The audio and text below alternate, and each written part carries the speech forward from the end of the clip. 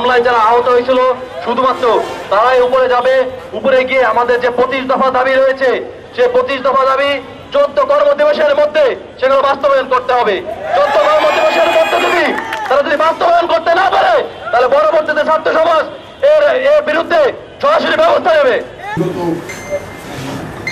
ছাত্রদের যে আন্দোলনটা হইল, এই আন্দোলনে যারা প্রত্যক্ষভাবে আমাদের উপরে হামলা করেছে, গুলি করছে, বিভিন্ন দেশীয় অস্ত্র দিয়ে লাঠিসোঁটা নিয়ে আমাদের তারা করছে, হুমকি দামকি দিচ্ছে, তাদের দ্রুত আইনগত পদক্ষেপ এবং এর সাথে আমাদের আরো মোট 25 দফা দাবি আছে, সেটা স্যার ডিসি স্যারের কাছে আপনাদের কাছে প্রশাসনের কাছে আমরা জমা আমরা 7 দিন সময় আপনাদের দিলাম। এই 7 দিনের ভিতরে যত হামলাকারী আছে সবাইকে আইনি আওতায় বিচার করতে হবে।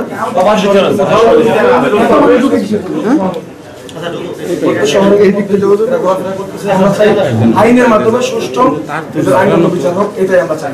আমি রিসিভ করতেছি, আমি দ্রুতই স্যার কিছুক্ষণের মধ্যে অফিসে আসবেন, আসলে আমি তো স্যারের সাথে এটা বিষয়টা আপনারা বলেছেন একটা স্মারকলিপি দেবেন, এইটুকু পর্যন্ত মেসেজ আমাদের কাছে আছে, আমার কাছে আছে। এই স্মারকলিপিটা এটা যে বিষয়গুলো আছে যারা আপনারা সবাই আমি গ্রহণ করছি, আপনাদের যে মেসেজটা এটা আমি একেবারে টু দ্য পয়েন্ট স্যারের কাছে পৌঁছে দেবো। দোতলায় ছিলাম তখন নামাজ পড়তে গেছিলাম এবং অনেক ছাত্ররা একসাথে জড়ো হয়েছিল, তো পুলিশ স্যাররা বলতেছিল যে তোমরা নাইমে এক সাইডে চলে যাও, কিন্তু আমাদের নামার সময় স্যার প্রচন্ড আকারে আঘাত দিয়েছে।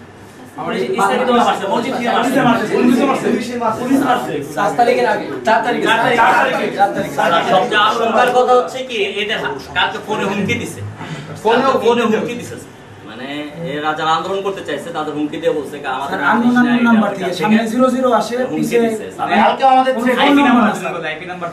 এখন এই সাহসটা পাইতেছে যে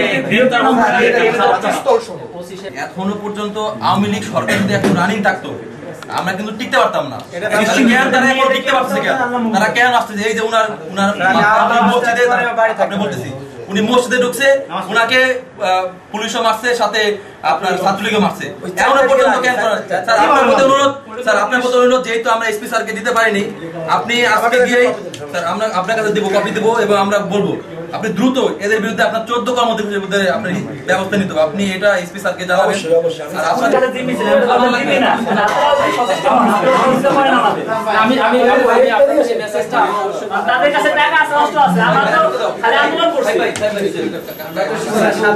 আমরা যেই বৈষম্য বিরোধী ছাত্র আন্দোলন ছিল, সেই আন্দোলনে আমরা একটা বিক্ষোভ সমাবেশ করি। সেই বিক্ষোভ সমাবেশে আমাদের উপর পুলিশের মদদে এবং সেখানে পুলিশের ঊর্ধ্বতন কর্মকর্তারা ছিলেন, তাদের উপস্থিতিতে আমাদের উপর ছাত্রলীগ হামলা চলে এবং আমাকে ছাত্রলীগের একজন নেতা আমাকে চাপাতি দিয়ে আঘাত করতে উদ্যত হয় এবং আমাকে মাটিতে ফেলে আমাকে আহত করেছে। এবং সেই দাবি এবং আমাদের আরও অনেক ভাইরা ছিল যাদের 4ই আগস্ট পুলিশ এবং ছাত্রলীগ, যুবলীগ, আওয়ামী লীগ অস্ত্রসহ, আগ্নেয়াস্ত্রসহ গুলিবর্ষণ করছে, সেই আহতদের এবং সেই যাদের বিচারের দাবিতে আজকে আমরা এখানে এসেছি। সঙ্গে আমাদের আরও 25টি দাবি আছে। এই উদ্দেশ্যে আমরা আজকে জেলা কার্যালয় অফিসে এসেছি। আসসালামু আলাইকুম, আমি মোহাম্মদ সজিব ইসলাম বলছি। গত 4 আগস্ট ফরিদপুর ছাত্র আন্দোলন আমি সক্রিয় ছিলাম। সেখান থেকে আমি বড়ইতলার দিকে যাই। বড়ইতলায় যাওয়ার পরে বেশ কিছু দুষ্কৃতকারী ছাত্রলীগের আমাদের উপর আক্রমণ করে। তারা প্রায় 5 থেকে 7 জন আমাকে ধরে রাখে, ধরে হকি স্টিক এবং লাঠিতে পেটায়। তাদের থেকে ছুটে আমি একটু দৌড়ে পালানোর চেষ্টা করি, সেখান থেকে আমি রাস্তার উপর পড়ে যাই। তো পড়ে যাওয়ার পরে তারা আমার উপর আরও খুব বেদমভাবে আক্রমণ করে। আমার হাত ভেঙে দেয়, শোল্ডার, পায়ের হাঁটু খুব বাজেভাবে মারে। প্রায় 2 মিনিটের মতো আমাকে মারে। তারপরে যখন দেখে যে আমি একেবারে নিস্তেজ হয়ে গেছি, তারপর তারা না মেরে সেখান থেকে চলে যায়। সেখান থেকে কিছু লোক আমাকে হসপিটালে নিয়ে যায়।